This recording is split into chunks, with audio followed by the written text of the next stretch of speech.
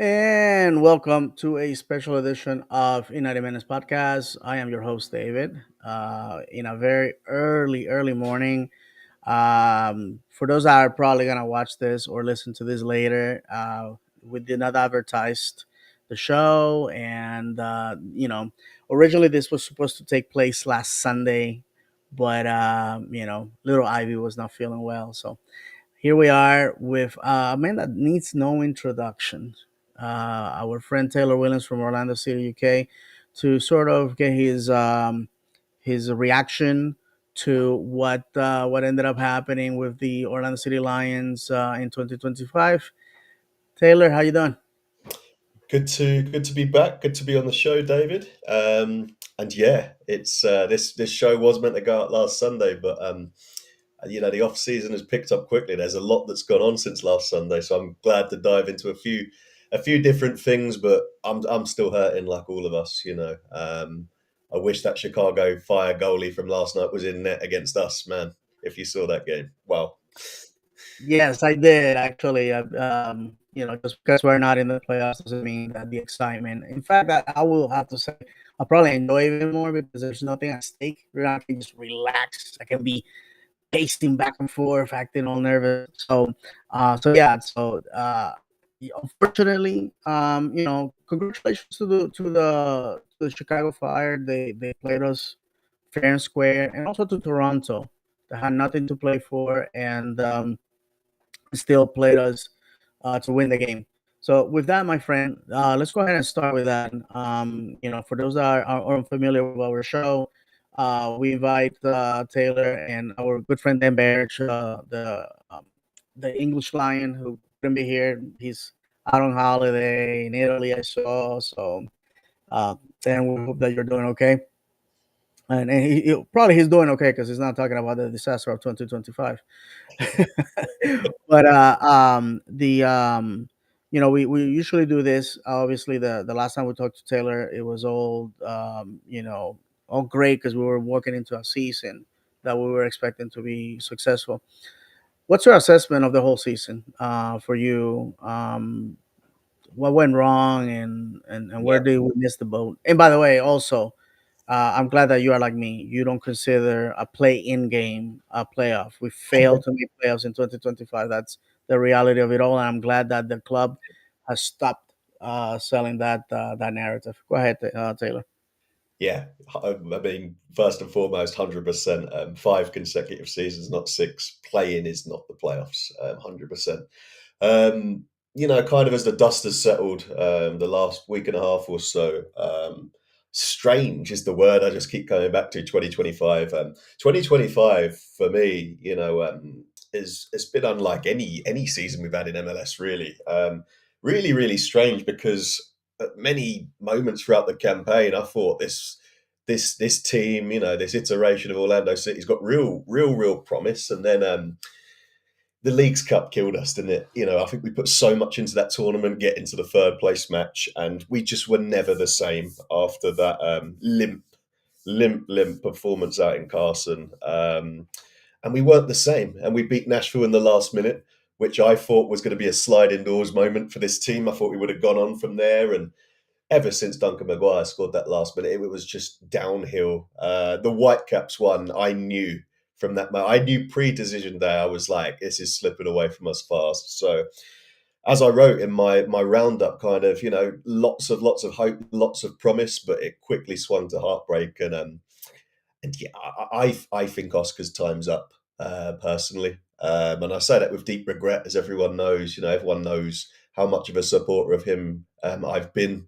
As many of us have been. No one wanted him to win MLS Cup for Orlando more than myself.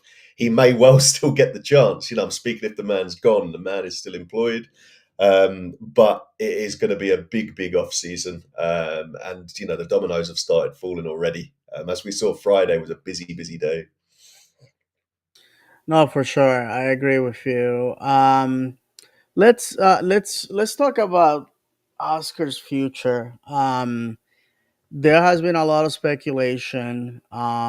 Ricardo Moreira is taking over basically all the functions. We don't know. Well, before to talk about that because obviously the big elephant in the room is Luis Moose is gone, right? Yes, Luis Moose is gone after 7 years with the club. My opinion of Luis is a very positive one. I had the privilege of talking to the man several times. Um, Luis and Ricardo are two different people. Ricardo is very outgoing, um, man of the people. You call his name, he shakes your hand, he talks to you. He's been a friend of the podcasters forever. So, I wouldn't say we're buddy buddy. We're not friends because it's not like we hang out all the time. And also, in his position, he's not gonna share everything that he of knows. course. Yeah, You know, but he's very outgoing. I really like that about him. Luis was more reserved person, more introvert. He spoke with his actions rather than like we say in Spanish, sell smoke, right? Um, but let's start with Luis. So he leaves us in a better place that he found us. Obviously, the manager is his guy. Oscar is his guy. So this conversation is gonna be threefold. We're gonna talk about these three different individuals. Let's start with Luis. Um, is Orlando City?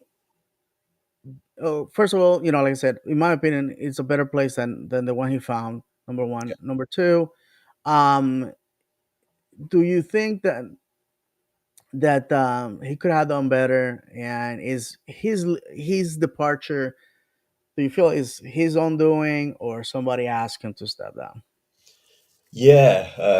Louise. Well, first and foremost, absolutely fundamental in changing our fortunes. Like you, David, nothing but positive words to say. Left the club in a much much better position than what he found it.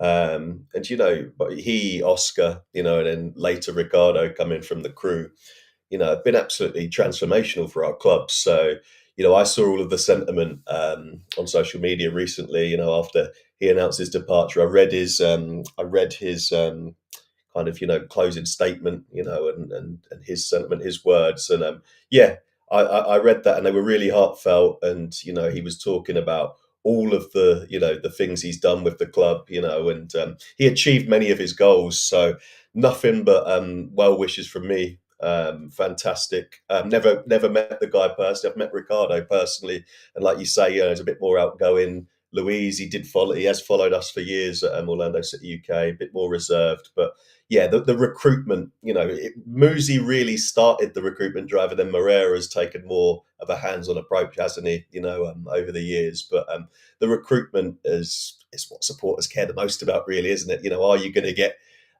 individuals through the door, who can change our fortunes, and they certainly did that. Daryl DK from the draft. There's many names that you all know. I won't need to go through all of them, but yeah, first and foremost, yeah, big shoes to fill. Um, Second, what was it? Was it, yeah? Second question was: is it him? Was it of his own accord, or has he been told to move on?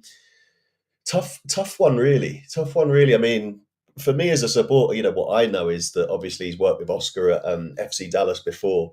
So when that announcement came, my first thought was like, initially, raw reaction was like, oh, is Oscar gonna follow next? Is it the end of those guys? Ricardo's obviously taken up a high role in the club now, and he will be staying. But I was like, oh, is Oscar gonna follow Louise? So I'm waiting for the dominoes to fall. I don't know is the simple answer. Um, but yeah, I don't know if he's stepping away entirely. I don't know if we're going to see him, announced by another MLS club, in the coming months. Who knows? Really, I don't really have an idea, but I'm interested to see. No, absolutely. So Ricardo Moreira takes over, right? And like I said, he's a more outgoing person. Luis and Ricardo came are Brazilians, both of them. So the football is part of their DNA. Ricardo Moreira, for those that don't know, played college level, university, that is, college level football here in the United States. He also is a lawyer by trade, has played different positions in the world of football. He has been a player agent. He has also worked for a club in, using his degree, obviously, because I mean, a football club is just like any other corporation. They have a legal department, they have marketing and all that. I think sometimes, Taylor, fans forget that a football club has to achieve three things: it has to be profitable, it has to be relevant, it has to be entertaining, and they sort of people forget the other two. I find it funny with all the clubs that I follow how people get mad about things that are related to the first two, as if football teams they just they just live off good intentions. You got to make money in order to Yeah, of make money. course. So anyhow, so we wish him the best. I On the main show, I said a few words about Luis. He lives in a better place, and I understand he's moving on. And unfortunately, in football, that means probably moving away. So him and his family have been part of our community for 7 years, and especially for his wife and kids, it's gonna be tough. Maybe moving to some other city because Florida is a great place to live. It's warm all year long, so that's one thing. And as far as Ricardo Moreira, we don't have to say it. He knows because I have told him already that we wish him the best. Now, that going back to Oscar. Oscar, on our show, we have been critical of his coaching, and we have always said that we are not criticizing the person. Oscar, the individual, the human being, is a fantastic person, Yeah, really likable, really respectful. And one of the things that I have said is that he puts himself out there at the beginning of the season for the fans to have contact with him and ask him tough questions. Taylor, you're familiar with this because in the UK, this is done by clubs throughout the pyramid, and especially in lower English football, the season ticket holder is more of an investor yeah, into the club. You're giving money up ahead. It's like going to a restaurant and paying for your meal before it has been served. Could be great, could be mediocre. You don't know. So this is an opportunity for the chairman of the club and for the manager to lay it out the vision. This is how we're gonna play. Blah blah blah. And Orlando City has done that. I can't be humble on this. It's been done because of my suggestion.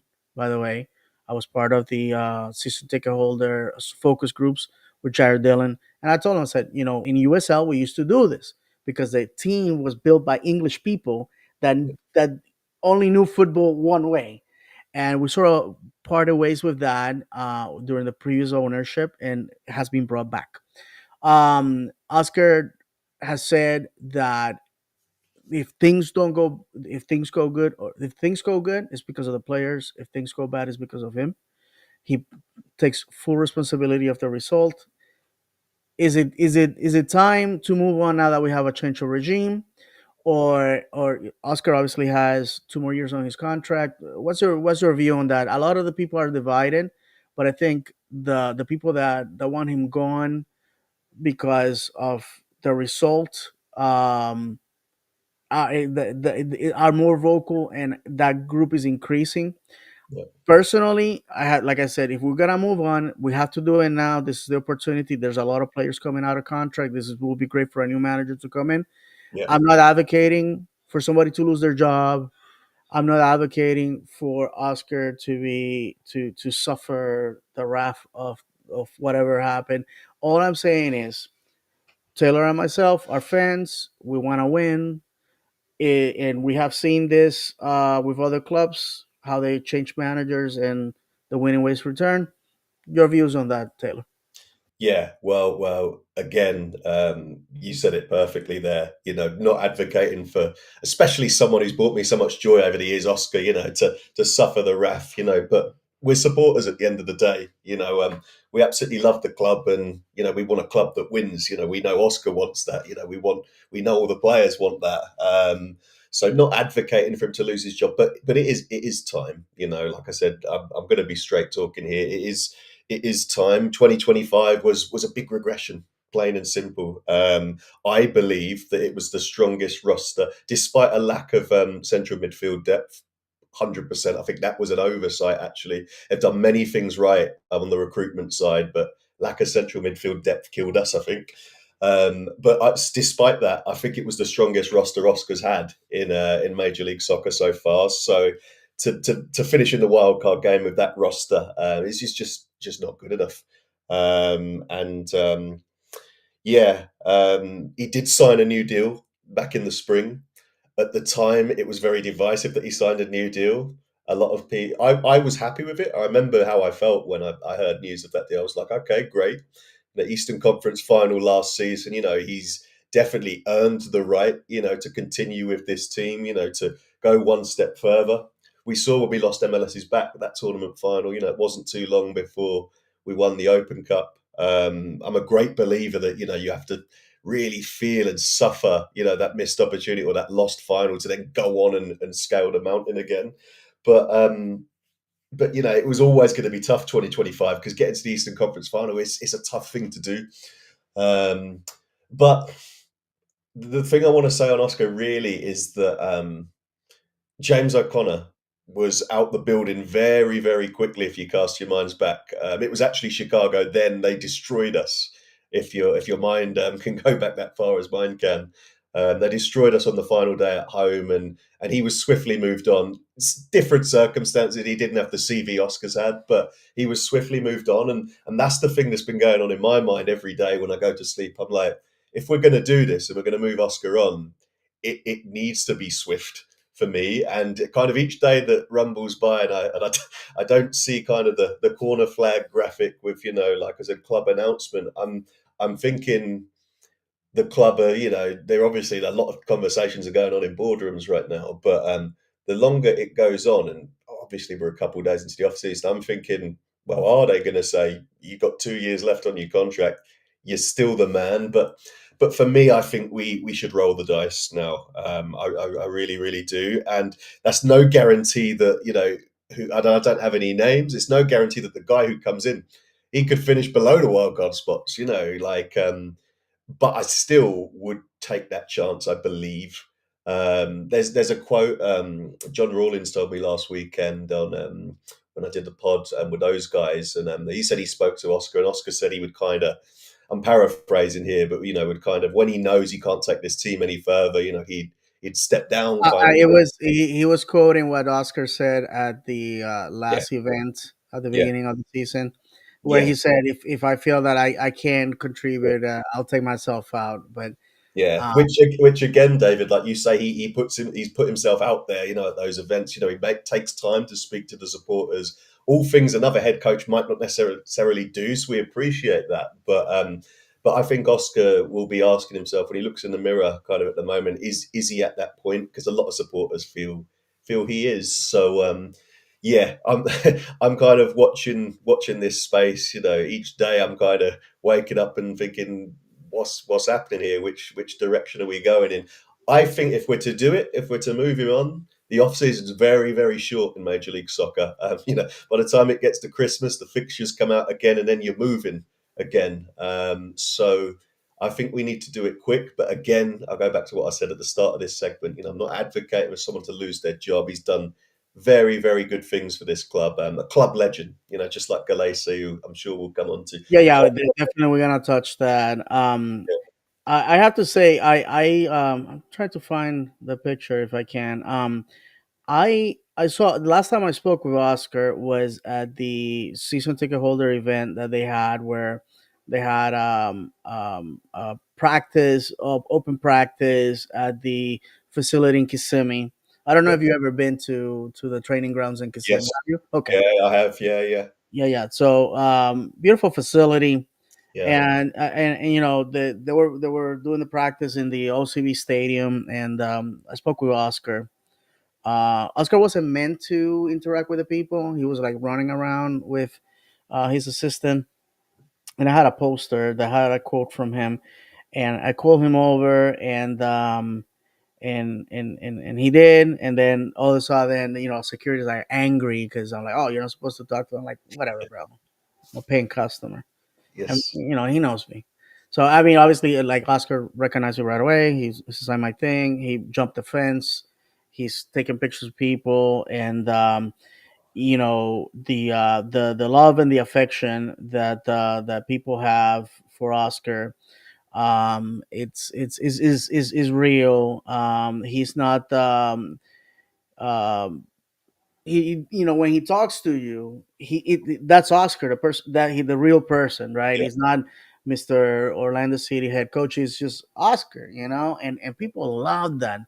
And when it comes to managers, in our history, Adrian Heath, in my opinion, remains the most approachable and yeah, likable manager. yeah. Adrian was the type of guy that you could be at a pub drinking beer with him, and he'll tell you stories. In fact, for those that don't remember, he had the coaches show at Harry Buffalo. I Very still remember. Buffalo Church. Yeah, Yeah, yeah, yeah. On I one of remember listening to it in those early days. Yeah, every yeah, episode. but yeah, buddy, and he was there, in the in after the show, people, I have stories of people like telling me, oh, I just stay there and drinking. It wasn't like, oh, getting pounded. It's just having a conversation, drinking a sensible beer, and and also Adrian was on Soccer Cast with Tom and Dan, which at the time it was revolutionary Yeah, to have a podcast covering a show. Look, sorry, a podcast covering a club, and then he also was in the morning radio, sports radio, and he was super accessible. And he's one of those guys, man, that it's like a quote machine. I still use the goals change games. yeah, I still use that. And I remember him when we were playing New York City for to hoping that we could get into the playoffs. And he's like, I need 50,000 fans on the stands come Saturday, and that happened. It now when we holy struggle guys. to get right when now when we struggle to get 25,000, it's crazy. But so we lose that persona, that big person.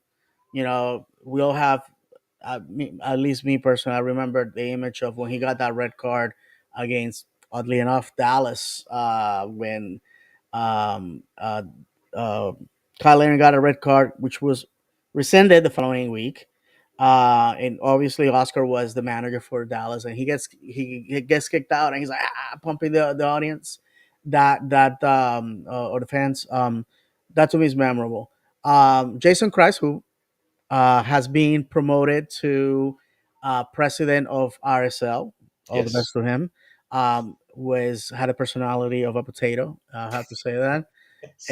And by the way, guys, I wanted to let Taylor talk. I'm just going on a rant here for a minute. And then James O'Connor, a guy that came to Orlando City, played beautiful football here, gave us a trophy, but in the end, his tenure here was horrific. He won one game Mm, in 2018. Um, no, I'm sorry, two games in 2018. And lost the rest of them. mm. We're looking at half of a season, just a wash. And then the following year was horrific. And on that game against Chicago, which Oh, was yeah. closing our season, Oh, I walked out. I, yeah. I was I was listen. I was devastated.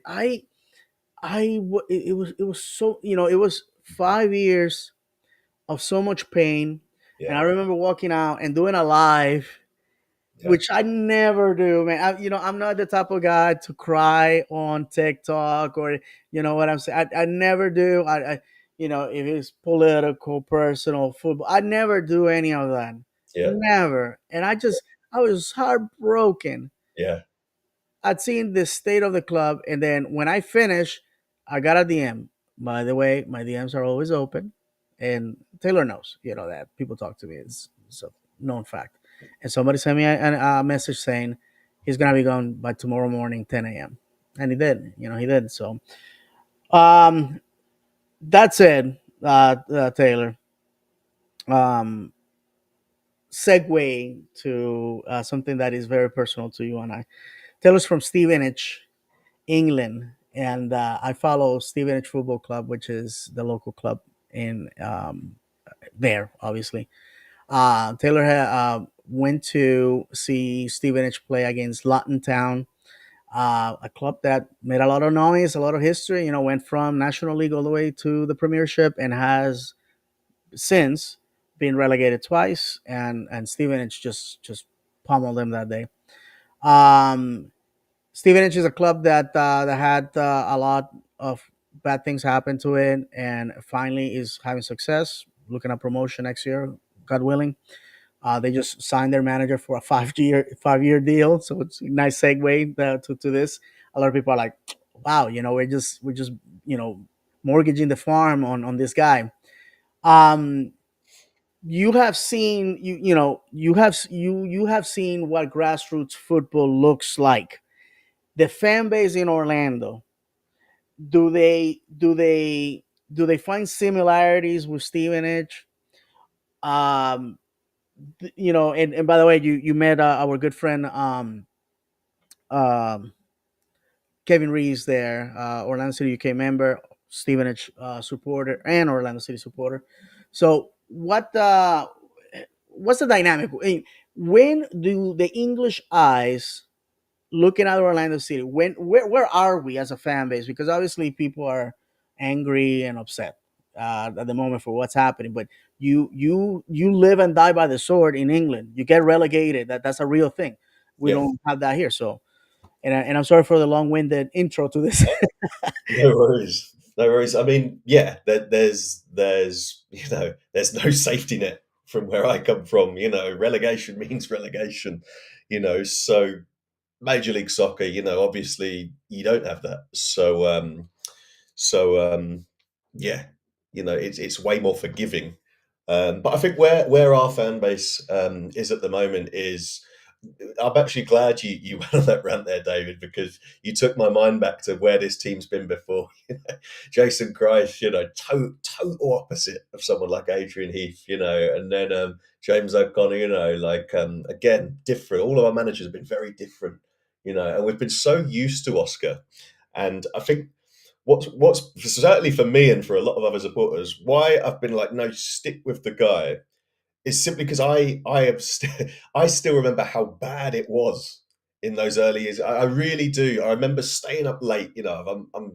We're celebrating 10 years of Orlando City UK this November. Actually, by the way, a decade I've been doing this thing, and I remember in those early years staying up to the wee hours and not really having any hope, really. And I remember those times. And I think so many of our supporters kind of, like you know kids growing up now are used to Orlando as just they're a playoff team, so they make the postseason every year. But I remember, and many of you will remember, where it was, we were setting records for most goals conceded and bits like that. So that for the last couple of years, those are the kind of memories I've thought. And but no, Oscar knows what he's doing, like just. But we're at that tipping point now, and our supporters, want to see us go to the next level. I think the thing for me and why I've kind of gone and moved into the camp of it's time for him to move on now is I believe Major League Soccer in the last 2 years, especially, I believe the level has like literally jumped up so much in a short period of time, and you need to throw a lot of money at it now. We Muzi, Moreira, Oscar, tried and tested on the pitch and off the pitch. Kind of low risk, high ceiling players. Blue collar players is what we've gone for. We haven't had a superstar. Some of my friends, who know I've done Orlando City UK for the last 10 years, they're like, oh, they still talk to me about Kaka and Nani, who have you got nowadays, and they don't know the players. And that's been by design. We've gone down that route, of getting younger, hungry players, unheralded. And for the most part, it's been a very good strategy. But I believe now, that the Wolf family really have to put their hands in their pocket. And really go and back. They've backed Oscar to an extent, but not really compared to some of the other clubs.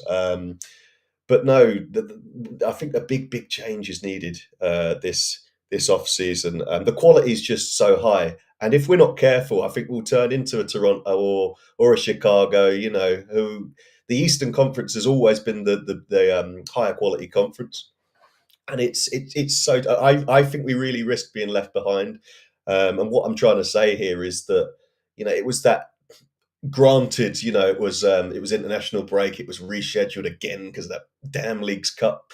But that Vancouver game, we went 1-0 up and we just completely parked two London double decker buses back there.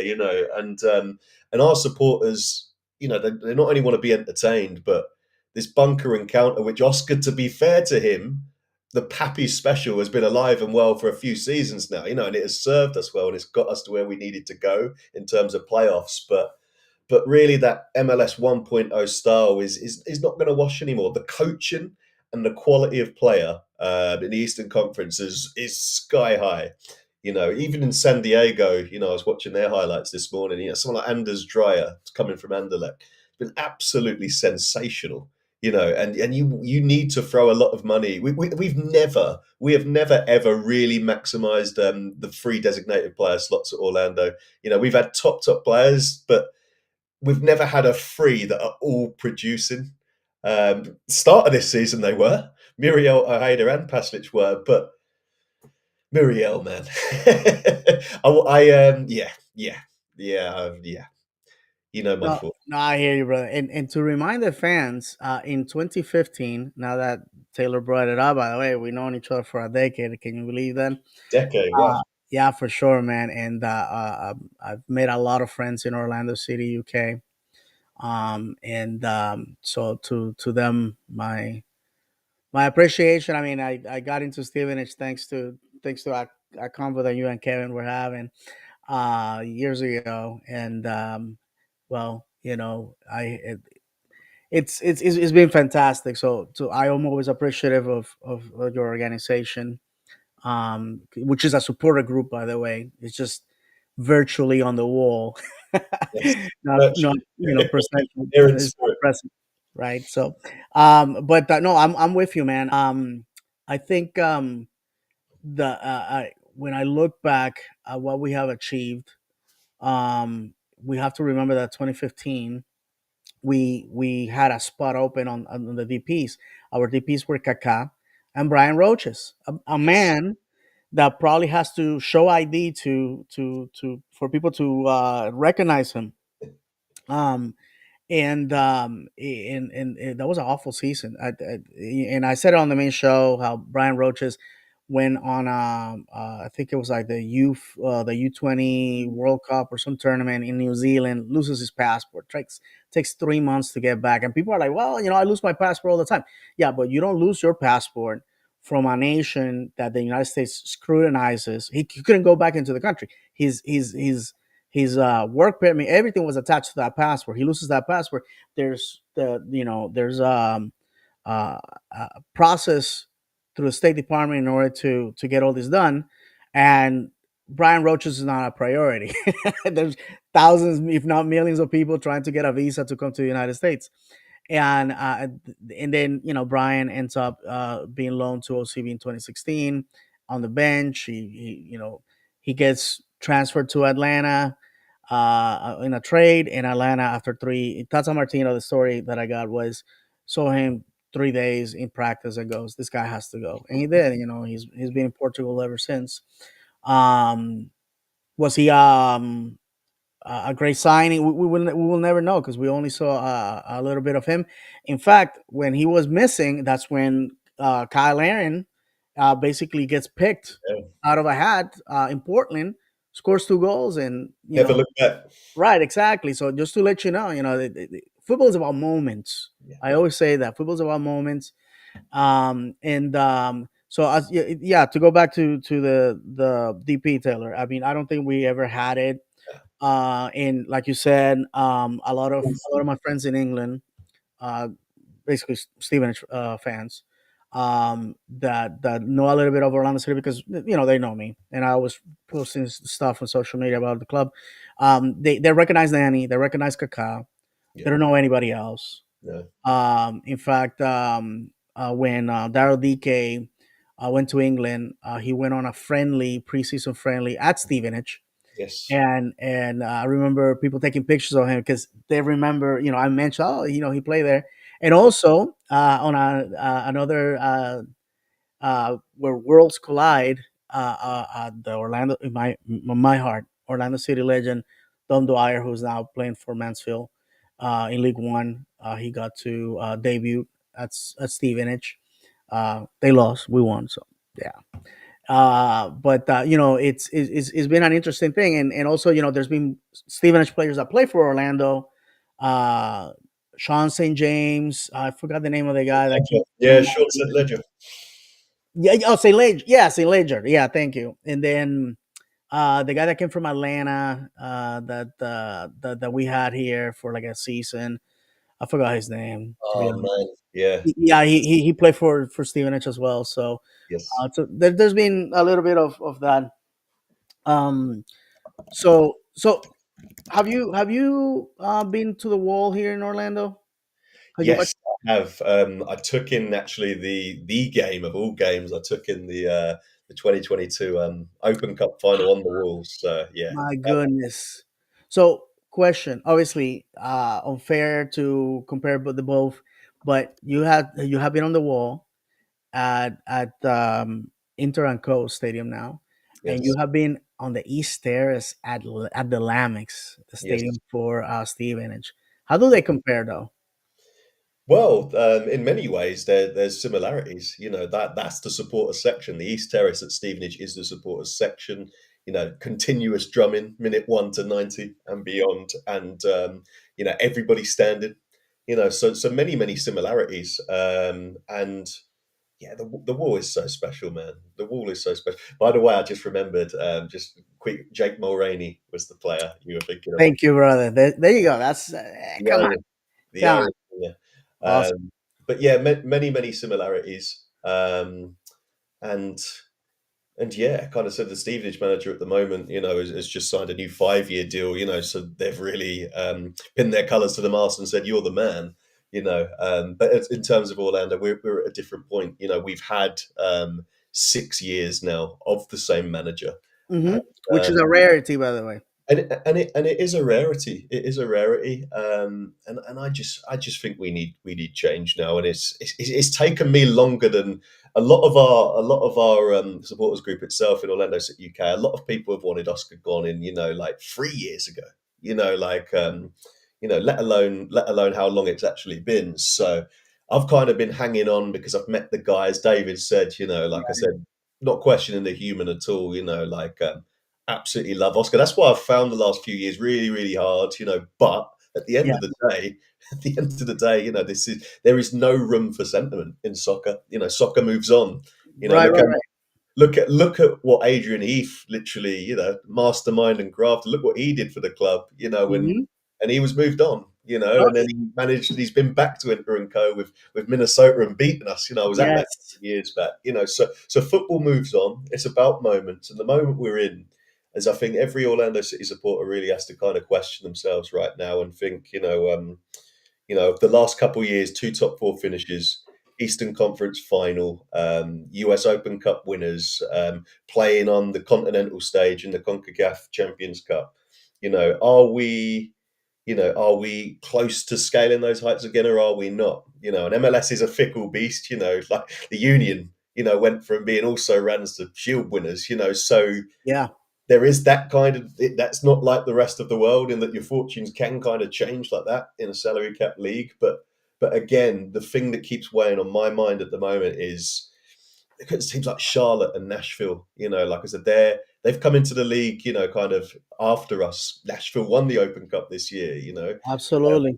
Charlotte, Dean Smith, a manager that my wife absolutely adores for what he did with Aston Villa. He's an Aston Look Villa. at that. They're a proper side all of a sudden, and these were also ran teams in the Eastern Conference, but they're being backed now by a lot of money. Wilfred Zaha, they forced a game free last night, so we can't afford to stand still as far as I'm concerned, and if we stick with Oscar, which could happen, Hmm. like, there's been no announcement yet. He's got 2 more years on his contract.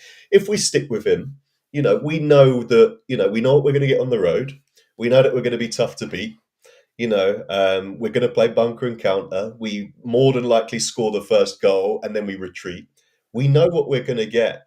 And I just implore all of you now, like, what, there could be something completely different. There could be something completely different. And the worrying thing for me as well, this off season, is that when you've had a successful few years like we have had, and Alex Freeman, congratulations, MLS Young Player of the Year, Ojeda, his goals and assists this year, record breaking. When you have a season like we have, your best players can sometimes be cherry picked. They could be taken away from you. So I was really, really, relieved Friday to see that it looks like conversations are advancing with Ojeda, to for him to sign until 2027. This is a necessity, an absolute necessity that he I signs. agree. Um, the goalkeeper I kind of want to segue onto now because he has been a fantastic servant to our club, but there's big shoes to fill there. So I'm just this is a roundabout way of saying the off season's short and there's a lot of holes that need plugging, and if we're to have a big upheaval, we need to get on with it. I'm sure everyone is doing what they need to do behind the scenes, but as a supporter, I just want to see us get on with it. No, for sure. And to wrap up the situation with the manager and move on to players, in the EFL, you and I have seen, and in the Premiership also, we have seen managers already heads chopped off. In Yeah, fact, after Stevenage played Latin, they fired their manager. Stevenage has played two teams already that have chopped the heads off of the managers, yeah, because like you said, there's no safety net, and it's we're running out of time. It's November. It's November already. As we are recording this, is November 2nd, so it's November, and clubs already know that they have to make those changes before the winter window. So in MLS, we have seen a lot of players. I'm sorry, a lot of managers go. yeah. Like you said, the Sandro Schwartz has gone already at the Red Bulls, had a terrible year. right, exactly, and most likely, LA Galaxy is gonna be making changes, I hear, and like you mentioned, Nashville and Charlotte, teams that we used to boss around.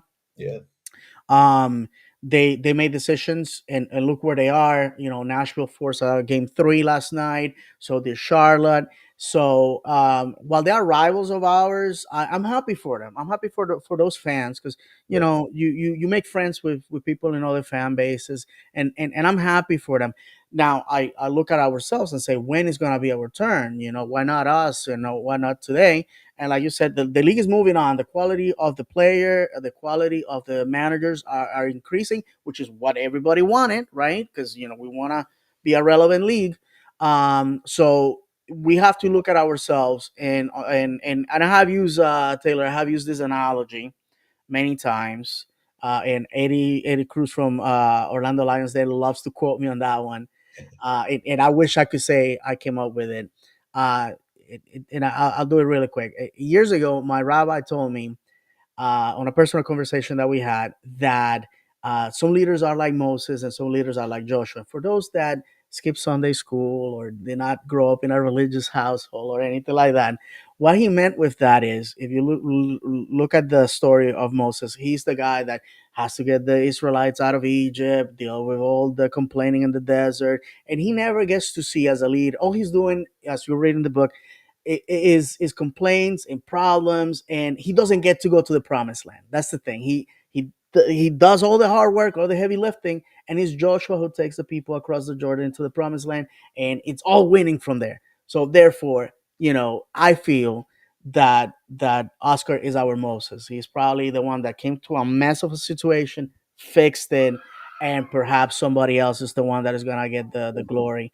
And that happens all the time. It happened at Stevenage. It yeah, happens in other clubs. My club, Maccabi Haifa, who I rarely speak of in this show, they fired their manager, who gave them 3 trophies in a row, by the way.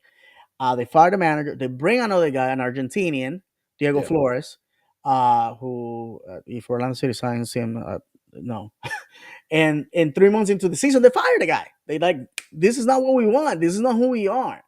And I find it difficult when I hear people that want to keep rolling the dice with somebody for years and years and years and years, because that's not football. That's not how it works. But then again, like Taylor has said, we don't have a safe. We, those leagues don't have the safety net that we have. The club has made some decisions. Pedro Galese has been told he's not going to be get renewed. If you follow me on Twitter, and for the benefit of those that are listening, I am at a Florida underscore man 76. So if you want to hear my ramblings or read my ramblings, there you go. I had a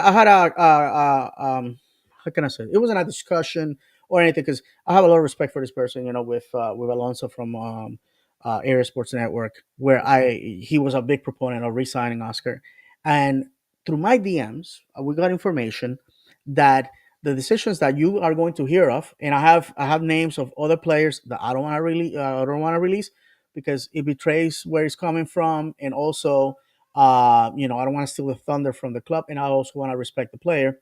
The decisions that you're going to be hearing of were made basically by looking at the data and looking at film. If you guys know, the players wear those funny looking bras, Yeah, and in the back there's a chip kind of. transponder, yeah, a transponder that collects data, and those are the decisions that were made. With Pedro, they reviewed the last 2 years, and it was not good. While Pedro had some incredible moments, like scoring the winning PK in League's Cup, which, by the way, I'm telling you what, him lifting his hand saying, "I'm taking it," Amazing, amazing. amazing.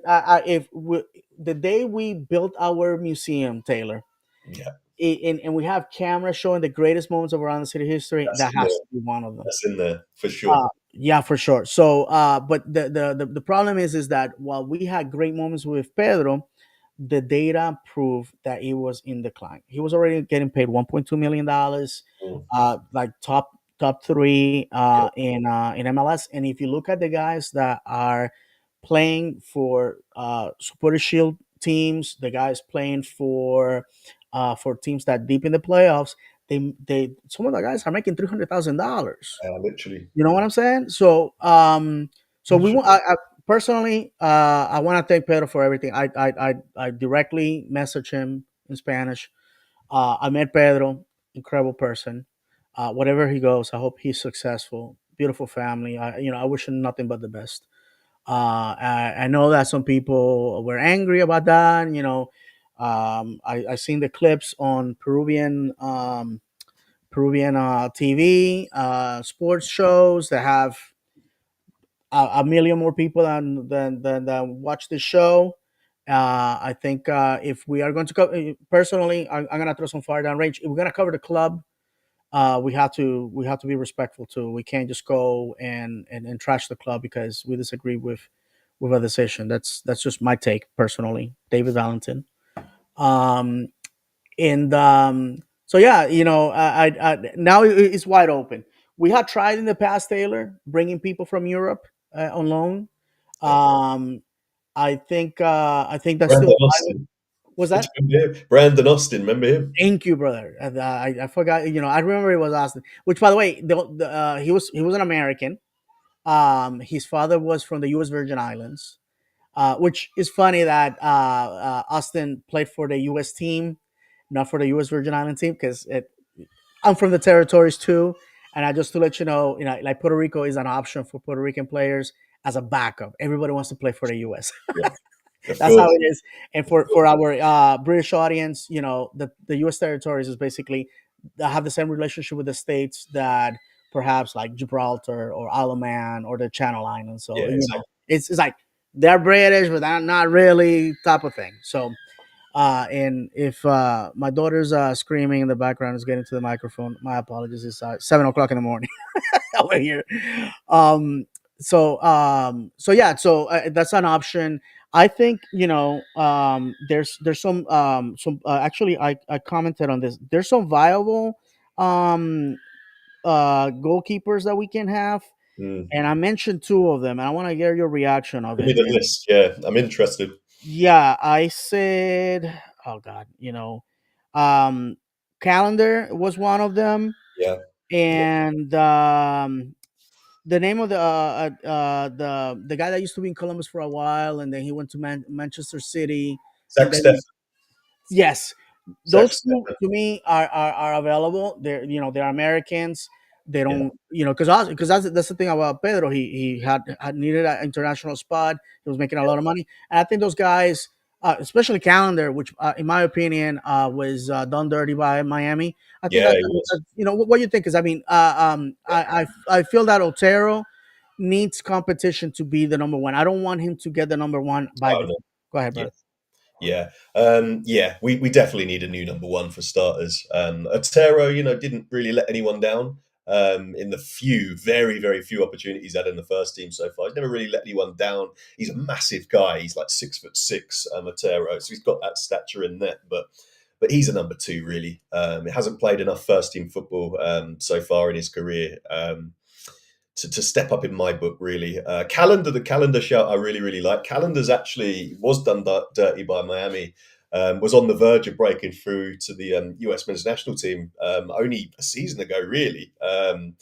I would really like to see him. He knows Florida well. He's actually the backup to Christian Kalina at Charlotte at the moment, which I'm sure he wants a starting spot again. So I really like that shout. I was just looking at his age. He's still a good age, 28. So yeah, calendar shout I like. Galasi, I do want to say this. One of my favourite ever players we've had at the club. I actually used to work, an interesting anecdote on Galasi. I used to work in Canada. I lived in Toronto for 2 years, about 5 years ago. And the advertising agency where I worked, there was a lovely Peruvian girl I worked with. We were in the same department. And I said, "Oh, I do Orlando City UK goalies, Galasi." And she was immediately like, legend. The guy is he's an icon in Peru. He's been their number one for many, many, many years now. I'm so grateful that he kind of chose to spend his best years with Orlando City. He never went to Europe. Was definitely good enough to go to Europe. He spent his best years with us, and I'm just so grateful for his time. Some of those saves, man. When he's been in decline this season. Make no mistake about that. And it is the time to move on from Pedro as well. Some of the saves, the cat-like reflexes, the flexing of the tentacles over the years. I mean, I've watched English football my whole life. Some of the saves he makes, honestly, are up there. For reflexes, incredible, world-class stops, honestly, and I don't say that lightly. So yeah, it's sad, that we, because I thought, he is a winner. He has won silverware hardware with us in the Open Cup, but it's a shame that for someone at the peak of his powers didn't get the big one with us. But it's massive shoes to fill, really. That's the sad thing with Pedro, that this season, the mistakes that have crept in, the goals at TFC, man, they broke my heart. Like but Georgi Mihailovic twice, like how he didn't get saves to those. The man's in decline. But that is, again, just like Oscar, not to say just how much I've loved him playing for my club over the years. Incredible ambassador. Never met him personally. I've met a lot of the players in person over the years. Never got to meet Pedro, unfortunately. But yeah, top player. Has engaged with us a lot. Of all the players over the years, has actually engaged with us. Liking posts for a lot. Over the years. And that stuff makes a supporter fairly an even closer connection. So nothing but good words to say. Don't be surprised, Don't be surprised. I wish him well. Don't be surprised if he ends up at Inter Miami. And I say that because another club legend, Luke Bowden, do you remember right at the end of his career, went to the Rowdies? When Yeah, you're the age Pedro is, and he's 35 now, has spent, 6 years in Florida with his family. Inter Miami are down the road. They've messed around with their goalies right. this year. I wouldn't be surprised if I saw I him wouldn't. Yeah. play for Miami. For some of our supporters, yeah, you've ruined your legacy. You play for Inter Miami. I can't stand Miami. I hate them, but Hmm. really, it wouldn't ruin his legacy for me. Yeah. Really, Same here. it's a when you're that late on in your career, it's a family decision. It's like Bods as well. I remember talking to Bods about when he went to Rowdies.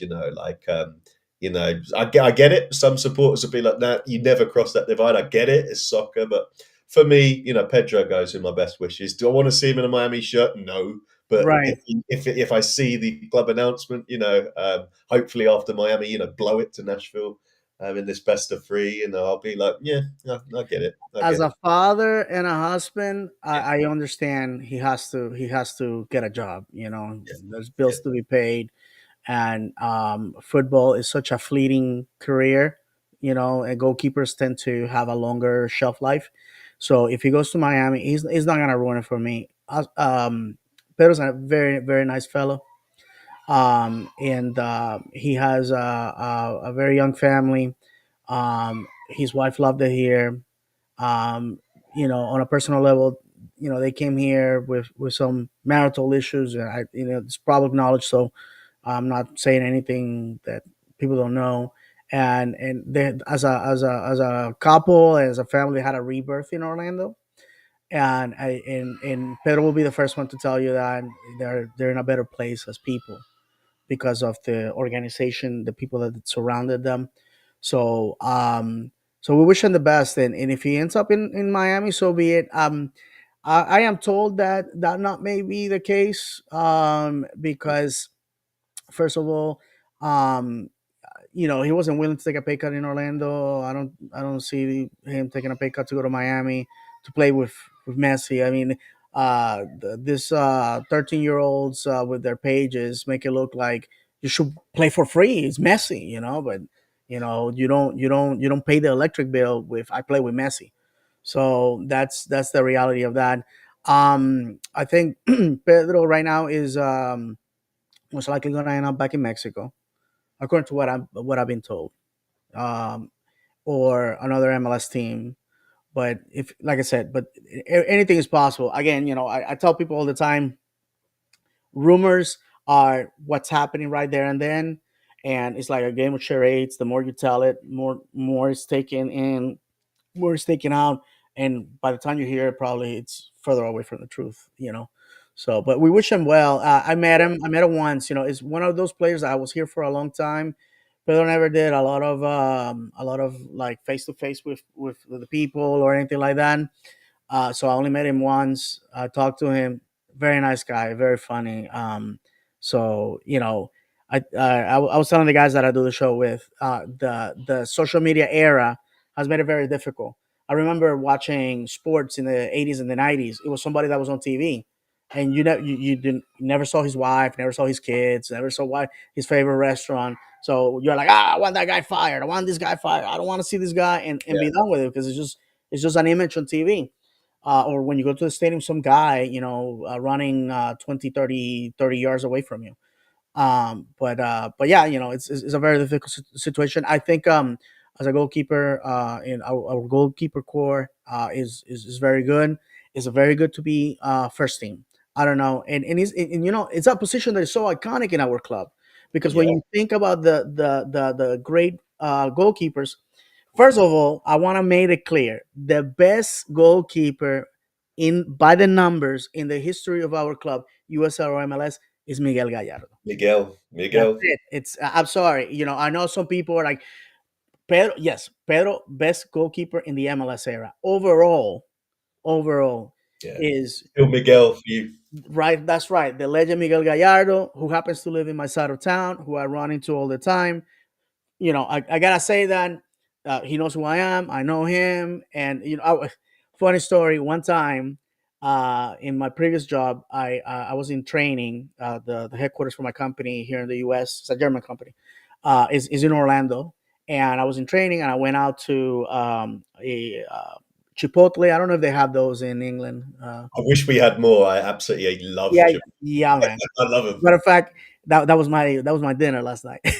and We've only got them in London. Like they need to branch out. Oh, okay. All right. Good to know, brother. Good to know. And I was in. They have like a terrace, and I was outside eating. One of those rare days where it's cool in Orlando, and I hear somebody go, "Hey, man!" And I look, and I have my mouth full of my burrito, and I look over, and it's Miguel Gallardo saying, waving me. This is Man of the when, yeah, this is when he went to Apple Plus, yes, the perfect. very few months. And the guys that I was with was like, "Who is that?" And I'm like, of course, great segue to introduce Orlando City. There's a guy in Montana that is an Orlando City fan because of Miguel Gallardo There you waving at me with me having a chipmunk face. But we have seen great moments. Grinwis, also the unaffiliated goalkeeper Schlegel. So that position. By the way, I fell in love with Orlando City with a goalkeeper that gets no love and people have forgotten about him, and that's Sean Kelly, the yeah, MVP. yeah, USL. Yes, the MVP of the Yeah, 2011 yeah, championship. Miguel Gallardo got a red card. yeah, The guy looked like a kid that had been woken up saying, "You got 5 minutes to catch the school bus." And he went and did fantastic. If you care to see that, you can go on YouTube and you can watch the whole game. yeah, And that it's sadly the camera wasn't panning to the area where I was in. Otherwise, you would have seen yeah. a very young David Valentin and young. I was still in my 30s. As you list the goalies there, though, David, Joe Bendick was amazing for us as well. Wow, how could I forget him? Yeah. I did want to throw Bendick's name out there because like obviously he was facing way more many shots than in those horrible years, but he was very very good on his day.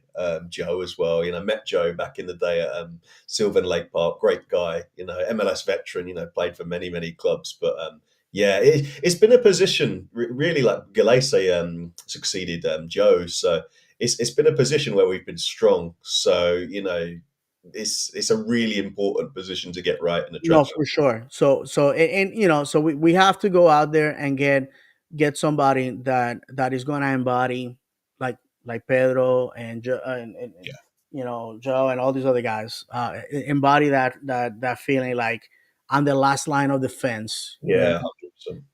I'm the Alamo, to use Yeah, a analogy that all Americans understand. yeah, We're the buck stops. So so hopefully the club will follow through with that. And again, Pedro leaves with our hearts in his luggage, yeah, and we wish him the best. But that's football. Players come and go, managers come and go. The supporter remains, and that's important that we remember that. Now that we're hitting the hour to go on the final lap here, um, there's gonna be more players that are gonna go. Like I said, Taylor, and after the camera's off, I'll tell you who they are. Luis Muriel is a player that some people are saying we're gonna buy him out. I've been told that the club explored that option and it's too much money. Personally, I'm upset to hear that because if we're serious, we need to cut our losses. hmm We need to cut our losses right now. We need to move forward. Other teams manage to do that. Atlanta brings a manager, doesn't do well. I don't Gone. care how many years we sign you for. Clap, clap. Let's start all over. Yeah, Um, other clubs have absolutely no problem with that. Orlando City did it with David Mateos yeah, and that Garcia kid from Honduras. yeah, So it's been done before. yeah, It's been done before. You could say him out on loan. You could. I just don't feel yeah, that. And I'm gonna be. I don't. I hate calling people out. mm, But what I have heard from people in the sphere of the club about him, his attitude, his commitment to the club. If I could, I would rent a U-Haul right now, throw his things in it, and drive him all the way to Colombia. That I'm saying that I have never, Taylor. You know me for a decade. I have never called people out. yeah. Never, never, never, never, never. But personally, we are not gonna get anything from this guy in No, 2026. And I know that people from the club are gonna listen to this. Are gonna watch this. It's I'm telling you right now, what I was told made me angry because Taylor, you and I work for companies where we are expected to have output, results, quality. If you don't do that, they show you the door. You know that's true. And I have used that analogy many, many times with people that football is like any other job. It's like any other job. You get paid a salary, and there's an expectation Yeah, based on that. And I have said it many times here, man. I'm a biomedical engineer by trade. I'm not a journalist. I'm not a football savant person. I just love my club, and I just like to do the show. That's it. And yeah, as long as my yeah, mom and the guys are watching, I'm good. yeah, And in my job, if I do something that is wrong, that and eventually is going to kill somebody, it's going to harm somebody. That's how critical my job is. I'm under a lot of pressure, and I get paid accordingly, right? Luis Muriel gets paid what I yeah, probably will make in 3 lifetimes yeah, for in a one season for playing a game, my friend, yeah, and to treat it as like whatever, that angers me because the little guy that pays for his ticket in the stands, I know a lot of people, yeah, Taylor, and you do too. A lot of people that, regardless of the club that you're following, work their tails off to pay for that ticket and go watch effort, yeah, and you know what I mean. And yeah, and yeah. and I'm sorry, but I just don't see a No, 2026 where no, it's been long enough now as well. Matt Doyle said it mid-season. I remember in the early years of Major League Soccer, Matt Doyle was kind of like public enemy number one for Orlando City supporters, But as the years have gone on, like I said, we've kind of listened to him, and that's softened a bit. But yeah, I mean, he put it better than any of us could mid-season. Orlando City just aren't getting value from this guy up front. I take it back to when we signed him. I I got him on my legacy kit 2 seasons ago before he signed. I've always been impulsive like that over the years with the clubs I support, Arsenal as well. I always get excited by signings, and they go on the back of the jersey. And so you run the risk because some of them can be duds, some of them can be club legends, right? You run that risk. Over the years, many of the names have turned out to be good. He is one that hasn't. The start of this season, obviously got in better physical shape. Started the season quite promisingly, and we kind of all of us as fans of Orlando, kind of gave up on the guy. Wasn't expecting much this season. When we was like, okay, we're seeing more output, But really, he ended the year. I think it was 9 goals, 9 assists, the regular season, and considering Major League Soccer counts the secondary assist and as assist, it's just not good enough. It's just not good enough. And like I said, David's heard what he's heard. I haven't. I'm on the outside over here, but we need to move on from him. We need to move on from him. I was couple weeks ago now, maybe even a month ago, Fabrizio Romano, obviously global transfer export, he added weight to this.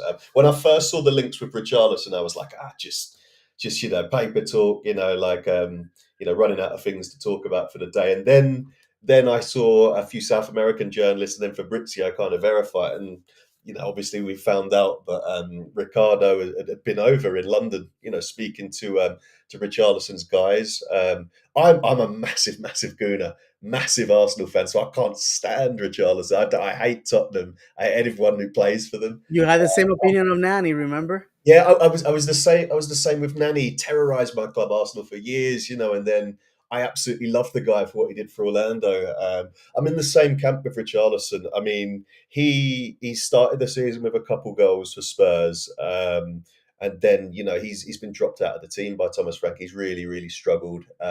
He's struggled at Tottenham since he's been there, to be honest with you. And I think that's a guy, right? I think let me check his age quickly. I think he's 28. I'm just going to check. And while you're doing that, I can say, 28. Yeah, a yeah, healthy Brazilian community that is yeah, gonna eat that up, man. yeah. Exactly. 2028. Right. The we did an article on it, Orlando City UK, kind of stitching everything together that the journalists were saying, and the rumored fee the Spurs want is 40 million, which is it's big money. It's big money, but as I was alluded to earlier in the show, you have to throw money at Major League Soccer nowadays, and as of right now, do I think he's going to be the guy we sign? I think he definitely needs out of Tottenham for sure, and think he will have eyes on, his people moving out of there. It's not happening for him. Whether we can convince him is a completely other matter. But he is the guy, I think, and I wrote about it. I think we need to go back to the model, not ditch this whole kind of blue collar, low risk, high ceiling. That's been working, but we need now some superstars in there. When we signed Marco Pasalic the start of this season, I was like, Rijeka, Extor, not sure, and he completely proved me wrong. But and it's not just to appease the casual fan. Oh, who have Orlando City got? Because we've had unheralded guys who have given their all, but now we need some real top quality in there. And Richarlison, I've never really rated him at Premier League level. I'll be honest with you. But for us and in Major League Soccer, I think he can have a massive impact. Uh, So I want to see names like that linked, and I want to right. see that Ricardo's been having conversations in London, so that's enough for me as a supporter to say, Listen, brother, I see the yeah, social media and see that he's in the UK, I'm and like, my yes, heart, wants to. yeah, I'm like, yes, I like that a lot. As well, I know Musi in his closing statement was talking about the partnership with Black Knight, the group. Obviously, we've got a partnership with Bournemouth now. We're yet to see anything of fruition in terms of players, trading teams, but that's a club on the move. Believe me, over here in Bournemouth, doing things very, very seriously. I wonder if there's going to be any link with Alex Freeman, but yeah, I need to see the club, going for the level raisers now. If you think of someone like Martin Ojeda, who is gonna sign, you need to convince someone like Martin that we're gonna build around you with some top players. Absolutely. He's a player in the peak of his powers. I saw fleeting links to Boca Juniors. Huge club in his native Argentina. If you want to keep a guy like Tincho in town, you need to be building around him. And with so much uncertainty this winter, as I say, we have to get a move on. We really have to get a move on. And on a personal note, I can tell you that Martino Ojeda's family, basically his wife and son, they really like it here. In Yeah, fact, his son is thriving in school. So, and for those that have seen his social media, he's a family guy, which I yeah, love. yeah. That we parted ways with the party guys and the guys getting arrested of years ago. You and I know that. Yeah, we know names. We know the names. Yeah. The here in Orange County, we have a lot. I have a friend that served in the Navy with me, who was a correctional officer in the county jail, and he's like, dude, there's a lot of things with Orlando City that just never came out. Mm, So I'm glad that we have the focus of this type of player. yeah, Because here in the states, for those watching us outside of the United States, the game of football is a very family oriented thing. You have gone to games, you see people with like newborns at the stadium.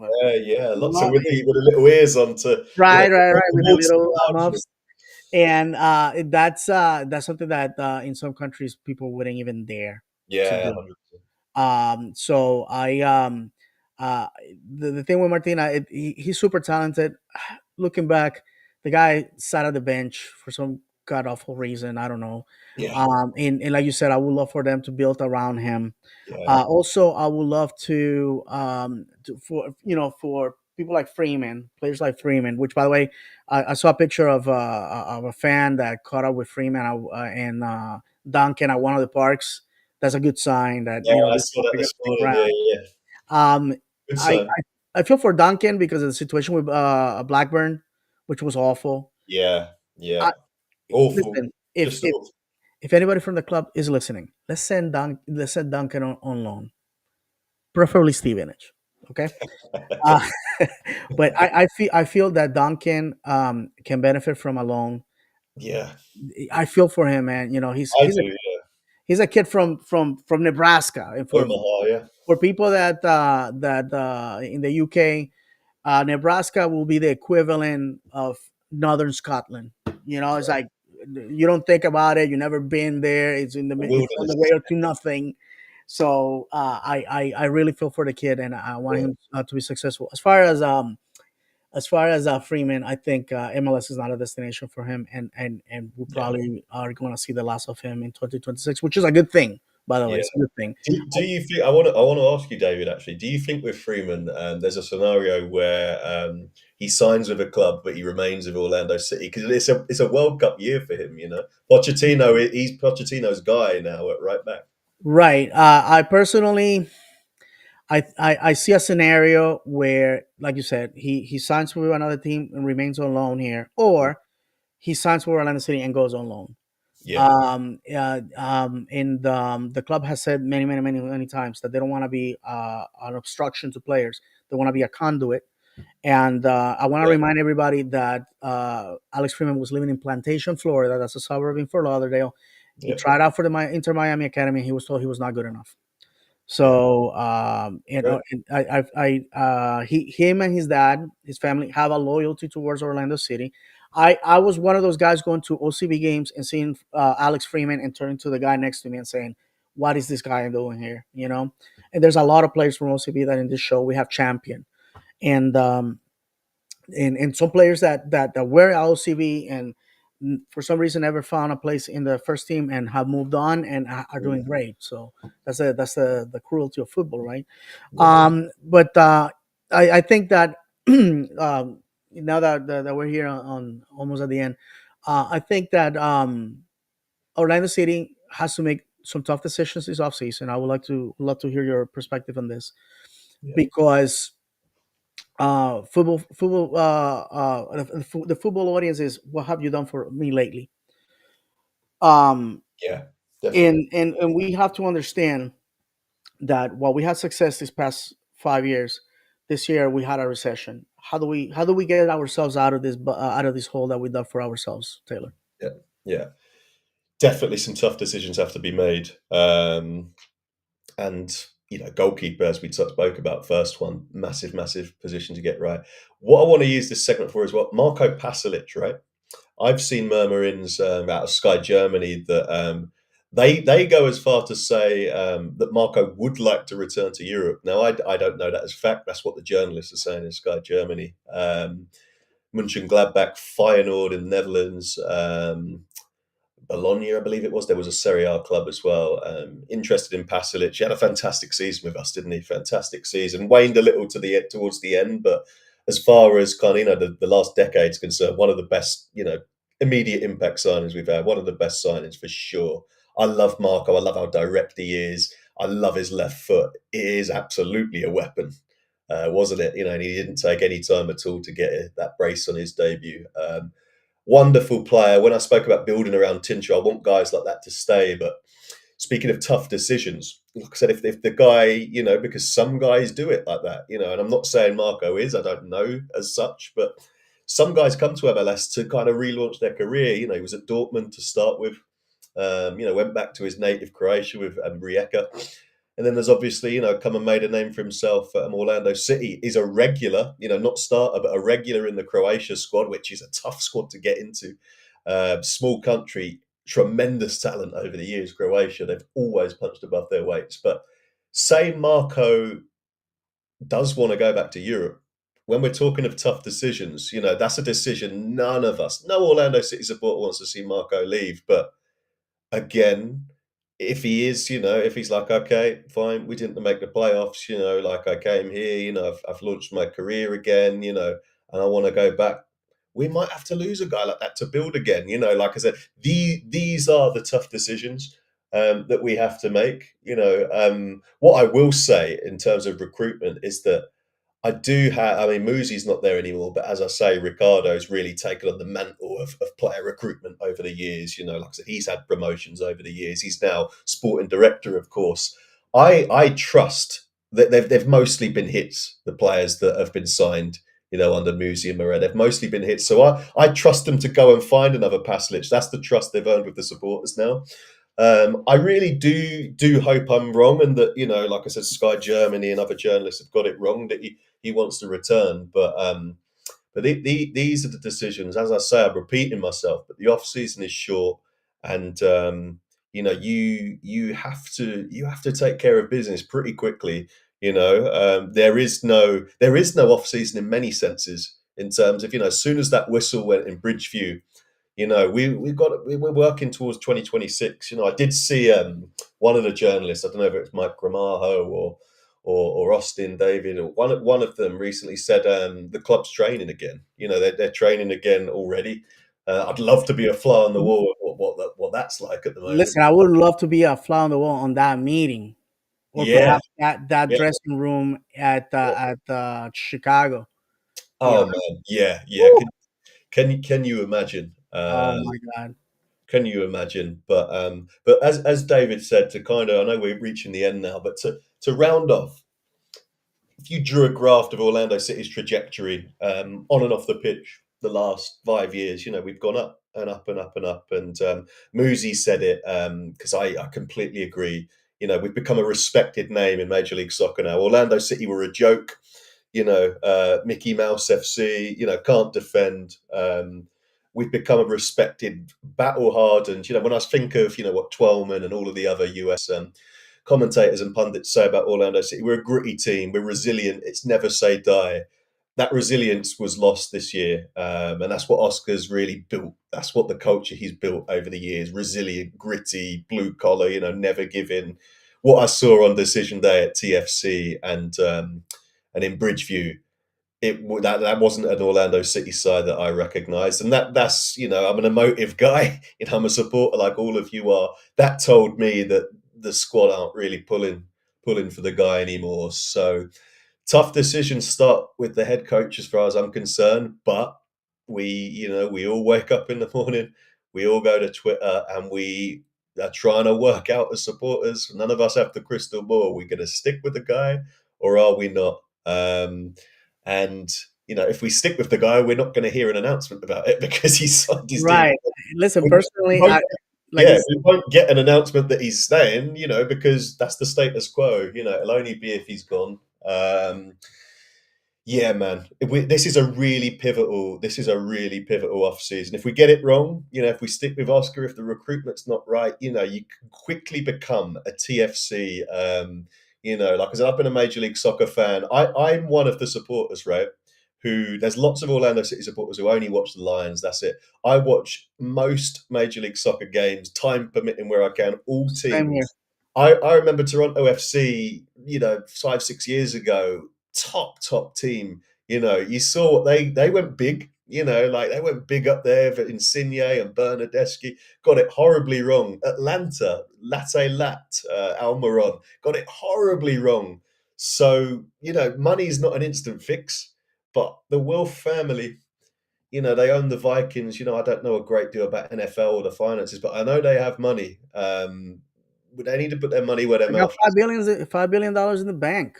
They need to put their money where their mouth And is. and and, and Taylor, this one thing that I have to say before. I met Mark Wilf Yeah. before he was associated with Orlando City. Mark is very involved in the Jewish community, and Mm, for everybody that knows, that's my faith. yeah. I never hid behind any of that.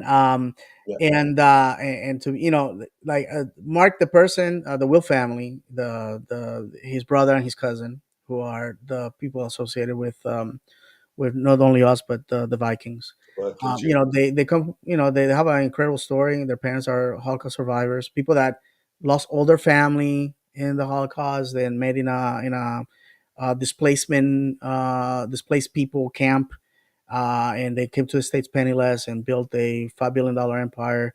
They're construction people, and so people know they have bought property around the stadium to develop into housing slash commercial.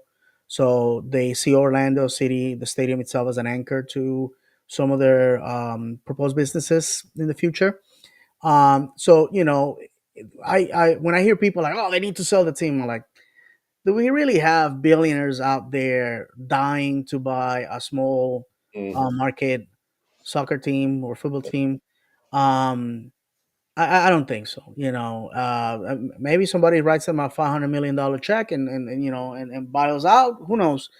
I want to remind everybody that we were owned by millionaires before, people mm, that love football, but they just did not have the money. I personally spoke with Flavio Augusto da Silva, who owned this club. I had several conversations with Alex Leitao over the years. Yeah. Another guy that loved the podcasters. Counterintuitive because podcasters are always complaining, calling for your head, but he thrived in that environment. And to me, that's why I think Ricardo Moreira is going to be successful. And the reality is that um, I have to tell you, the people that work for the team, the people that are on the roster for the most part, are people that understand that if they're not successful, it's their check, it's Yeah. their livelihood that goes with it. You and I can complain to the heavens, but winning or losing for Orlando City does not affect us on a personal level. May affect my mood for an hour or so, Yeah. but that's that. I you mentioned Luke Bowden a while back. Yeah. I had the opportunity to have him on the show. I spoke with him for they had a signing event before one of the games. I want to say it was this season or last. And Luke Bowden has moved on from football. As you know, he's a coach for Well, he was Rollins at College. Rollins when I spoke with Yeah. him. Yeah. Yes, and he graduated from Rawlings with a degree in education. So, uh, I haven't spoken with Luke in a while, but if he's teaching in Orange County, my wife is an Orange County school teacher.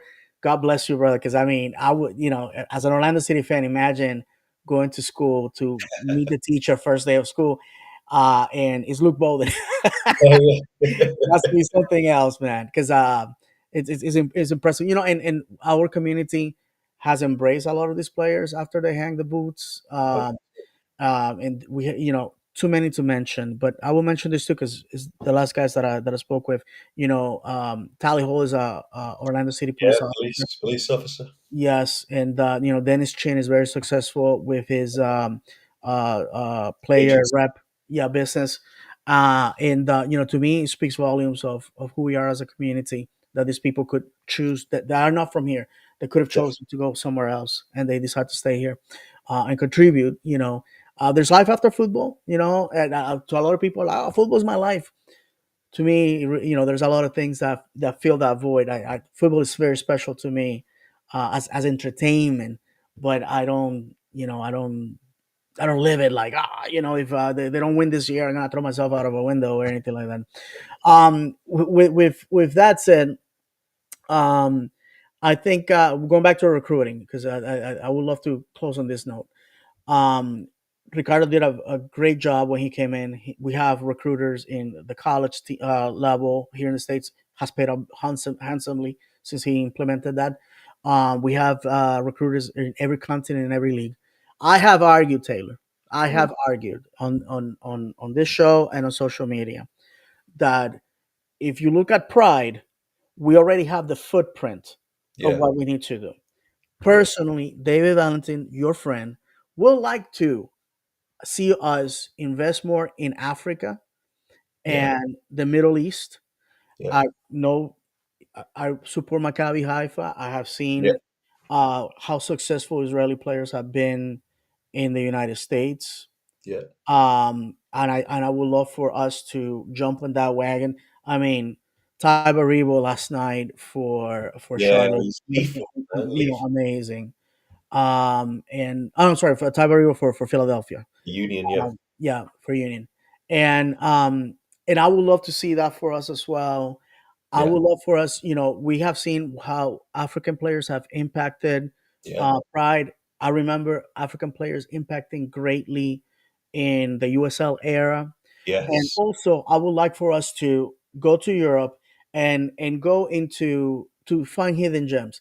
I say Championship League One in England, Yeah. perfectly good places to find players that the allure of coming to the United States, specifically to Orlando, can outweigh perhaps the fact that our club is not a powerhouse or they're not gonna make a ton of money or whatever. So like I said, that's what I would like to see. Other teams have gone to Asia, South Korea, Japan, Yeah. and drag some incredible players. I think we have been so heavy on South South America, America. specifically Uruguay and Argentina, Mm. that when you are mining from the same place, the rest of MLS is you are not gonna get your best, or you're gonna be. Some people are gonna try to fleece you out of overpaying for players. So I would like to see your take on that. Yeah. What is on your wish list for this offseason? Yeah, that is that's a really interesting point, and I'm glad we're covering it. Actually, like I said, we I think it wasn't this season just gone. I think it was 2024. I think we were. God, it's really racking the brain cells here. I think we were the first MLS club to play starting 11 of completely South American players. I think I definitely remember It was hearing. foreign players, no Americans. We were one of the first Yeah, teams to do that. yeah. And don't get me wrong. Like I said, we have mined the South American market very well, very well over the down the years. But yeah, it is. It's a really interesting point. Like I said, we've seen the impact that say Barbara Bander's had at the Pride. And we do tend we go European or we go South American. We don't also tend to. Under the Musi Moreira era, we don't tend to go for MLS vets as well. I tell you though, recruitment wise, when we were forced to play Kyle Smith at CDM so many times this year, I was thinking back to some of the free agents, that you see in the off season of central midfield players, journeymen in MLS. But I was like, I'd take one of them, So I'm not in no sense, in no way am I bashing kind of the work that's been done the last 5 6 years. Like I said, we've mined the South American market very well. But ones I really like, I was skeptical at first, but Pasalic, Rijeka, the Croatian, incredible national team. As for their own league, beyond Dinamo Zagreb, Hajduk Split, I don't really know the other teams. Like that is the definition of a like a hidden gem. Um, I want to see us, go in other markets. Don't get me wrong, I get it. We've got South American head coach. The majority of the playing squad is South American, and then you've got guys like Dagger and Duncan. If you've got a lot of guys, from Latin America, of course, team spirit that they're going to get on. But I don't know, man. Like it, I would like to see us go after. There's some nationalities. Like we've seen players from the Far East thrive. In MLS the last couple of years. Like I said, you said guys like Ty Baribo from the Middle East. Like incredible. We have kind of been tunnel vision on South America. And yeah, I would love to be a fly on the wall in kind of Ricardo's office and how they go about talent scouting because they've got a lot of things right. So they've got a system, but yeah, maybe it is time to start looking elsewhere. No, and also we have a lot of luck getting guys. For example, Wilder Cartagena came to us from the UAE, He did, yeah, a country that I've been in. I've been to 4 times, as a matter of fact, when I was in the Navy. So, and by the way, the UAE at the time was not the Dubai of today. This is in the yeah, 1990s when their oil money started flowing, yeah, and that's a very competitive league that doesn't get a lot of attention. Because obviously Saudi gets yeah. all the eyeballs because of Ronaldo and all that. Which, by Mm. the way, we see that uh, uh, we lost a player that a lot of people are not happy about to the Saudi league. In the Ramiro, yeah. During We week, didn't thank talk you. Ramiro, yeah, Had a fug there. And the the problem with again with problem with what we have ahead is that we have to create a competitive team. What I hear about Pasalic, and by the way, my cousin Jadira is married to a Croatian guy, Joe Basilic. Shout out! Guarantee you, he probably never thought I was gonna give him a shout out in this call. They've been married for like 20 something years, and so I am interacting with him and his family. The Croatians are probably the most Latin Europeans that I ever met, aside of Italians and Spaniards and Portuguese and the such. And they love two things more than anything: football and basketball. They're yes, very good at that. And the the uh, the the situation with that is that they are very attached to their players, and those guys. Yeah, mama. There we go. And those players really, really want to do great. I hear that Marco has family in Tampa that Right, comes to the games, and so the incentive to stay is there. right. If you, but I hear that there's been some issues, personal issues with the staff. I hope that this is gossip. Mm. To lose him over off the field stuff, to be honest with you, it will hurt me. Oh yeah, But like you said, we have to have people that want to be here. yeah. And if he doesn't want to be here, he lives with our love and appreciation, and that should be the end of that. I don't Mm. I don't want to go into this soap opera of trying to convince people to stay when Yeah. they really I Understandable. want out. And so that to me, I'll leave it at that. I'll leave it at that. We have to be successful with people that want to be here, that want to play here, Mm. and I would love to hear your take on Orlando City UK itself as of late. What are the members feeling about all this, Yeah, and also you know what's going on with the organization that you founded, yeah, and introduce it to people that perhaps are outside of the country, particularly in Europe, that yeah. would like to get involved with like-minded Orlando City fans. Absolutely, yeah. Thank you, David. So yeah, very, very proud. We've been going for a decade now, Orlando City UK. It's actually my, I'm going to be the grand old age of 36 in the next coming weeks. So founded Orlando City UK when I was 26. And yeah, it will be a decade this November that we've been going. We've seen the Heath era, the Christ era, the O'Connor era, and now the Pereira era. And the feeling amongst our members, we've all got a WhatsApp group over here in the UK, and there's a lot of kind of, acceptance, resignation at the moment. A lot of our members are of the opinion that kind of, they love Oscar, what he's done for our club, but, they'd like another voice now to kind of lead us on. It's kind of been, playoffs and that's it. They haven't believed he's the man to take us all the way. And I have to say, like I said, I've kind of, having met the man in person, and he made time for me and my wife. Lovely, lovely guy. Like I said, when you meet people that speak to you on a level, you root for them more. And like I said, I've really been hoping he's proved some of the doubters. Like I said, this is sport and it's a game of opinions. And lots of our members are like, I don't know, Taylor, I don't think he's the guy anymore. And I'm like, no, no, no, like stick with him. But yeah, I think it's time now. The same with Pedro.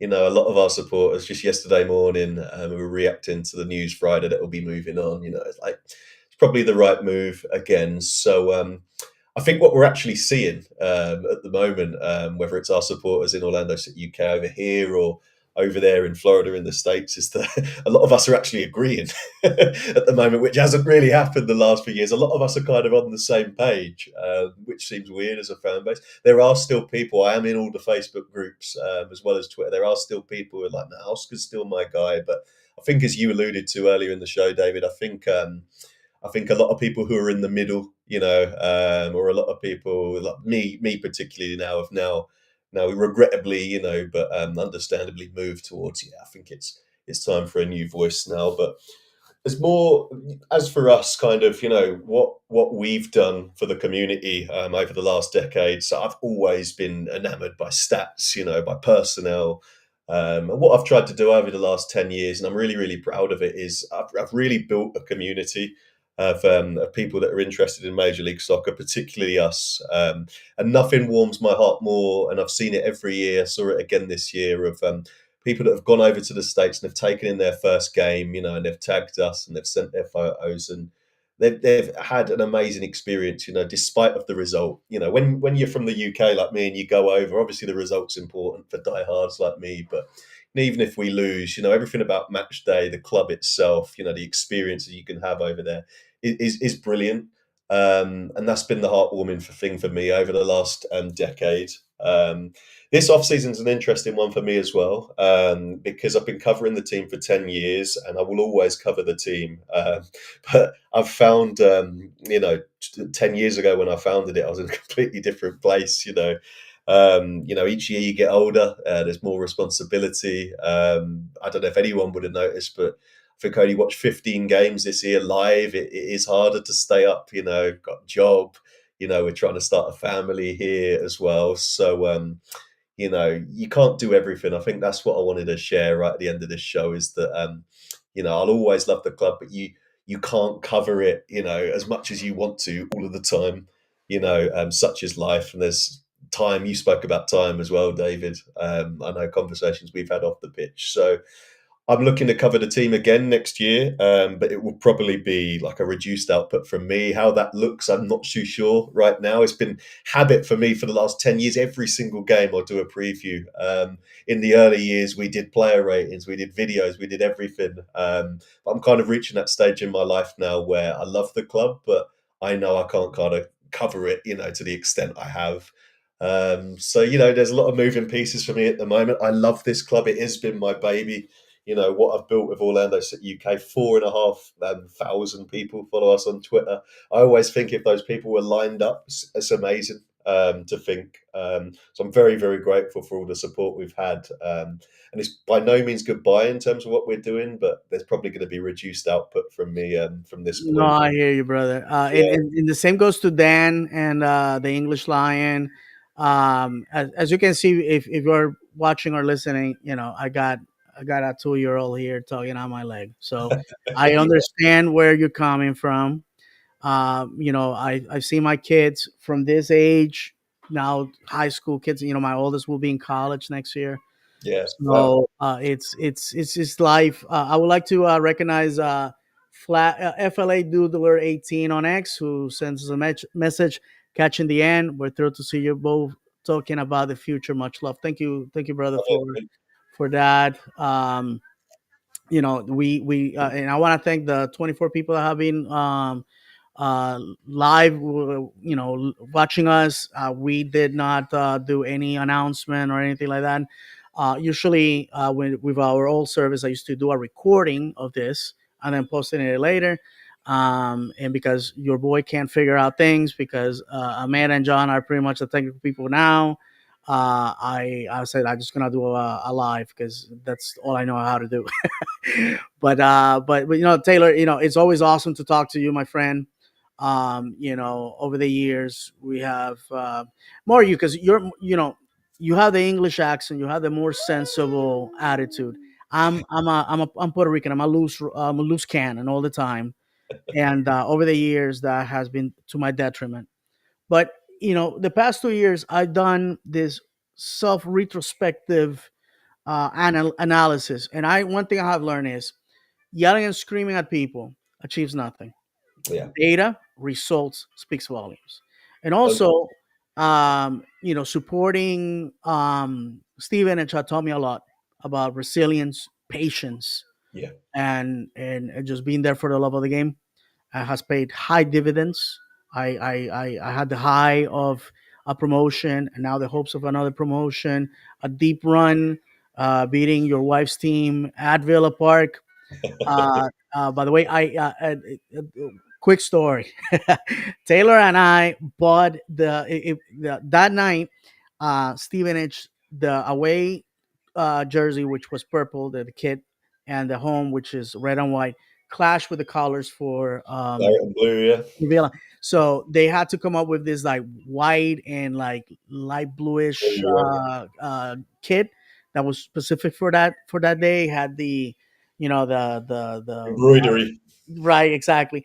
And him and I managed to get one of the 50 jerseys that were put out for sale. There was only A so lot many. of a lot of old timers and diehards were upset that these two people that are not, it got them anyhow. Mine is signed by the whole team, so I wanna thank the club for facilitating that for me because I managed to get one and I said this is not for wearing, this is for the Yeah, that's wall. behind a frame for Yeah, sure. I don't know how you can wear that in your house, Taylor. Your wife probably will like beat you up and rip it off your back.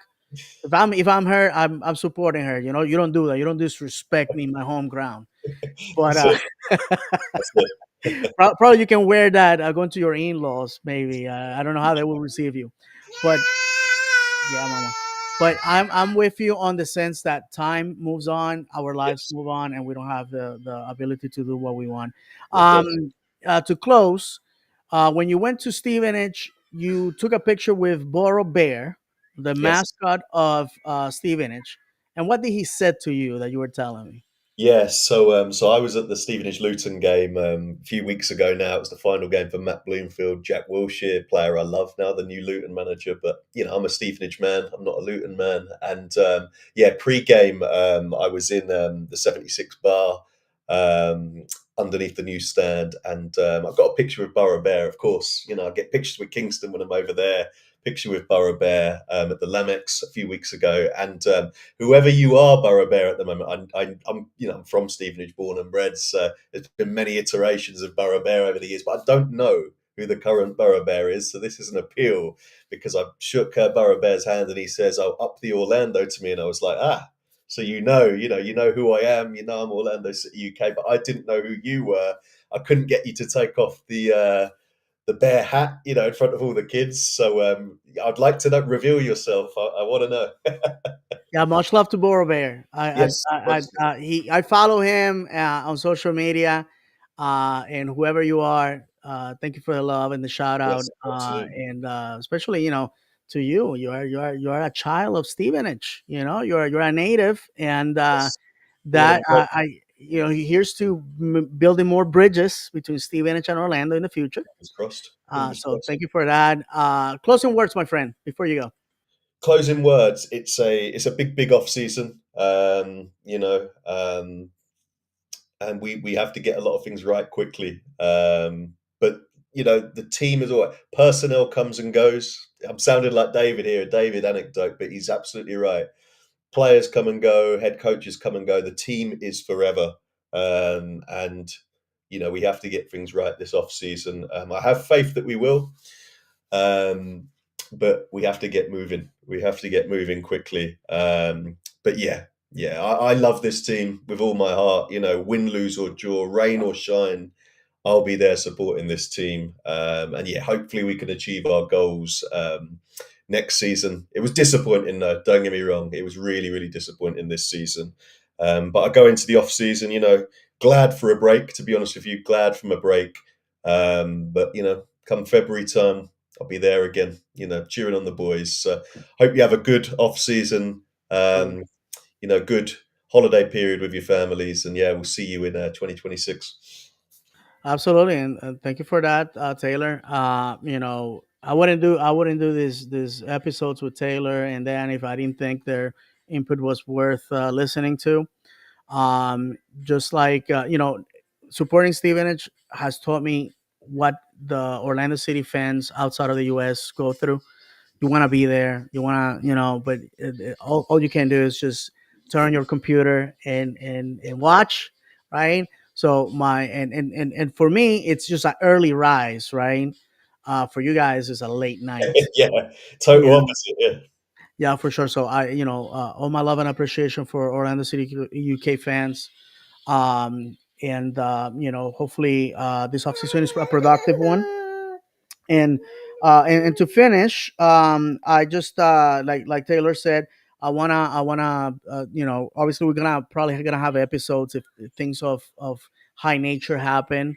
um but I want to wish everybody, it's November, so here in the States, happy Thanksgiving for everyone. I hope that is a meaningful one for you guys. And in December we have Hanukkah and Christmas coming up, and obviously the end of the secular year, on the 31st. I hope 2026 is a successful year for everybody. Yeah, on a personal note, but as far as our club, I'm pinning all my hopes on Ricardo Moreira. He knows. I told him already. I said, man, you need to do what you need to do, and we wish him well in his new adventure. I know It's difficult to beat them in, when you've been basically on number two for such a long time. So here's to wishing you all the best, Ricardo, All the uh, best. from us. And well, with nothing else to be said, I want to thank all the people that watch us live, all the people that are gonna watch us later, all the people that are gonna listen us to us later. This year we had a huge numbers on audio, and I want to thank everybody once again. I'll conclude with this: we are not a show that has an agenda. We're just fans that love the club, and once a week we annoy our wives by sitting in front of the computer for an hour and a half, hence in 90 minutes, and talk about the club that we love. If I were to invest the money that I spent on football on a 401k or the stock market, I will be rich. But where's the satisfaction in that, my friends? Because if you have not been showered by backwash beer from strangers and hug somebody that you never met for dear life after your team scores a goal at the end of the death, have you lived? No. So that's why I love the game of football. Taylor, once again, thank you, my friend, and Thank we say you. goodbye. The only way we know how, by reminding everybody that football is played on grass, not on paper. That football is cruel and unpredictable. That football is a pound of talent and an ounce of luck. And if you have not cried for joy or anger over football, have you really football? For myself and our good friend Taylor, may God bless you. And as always, vamos, Orlando!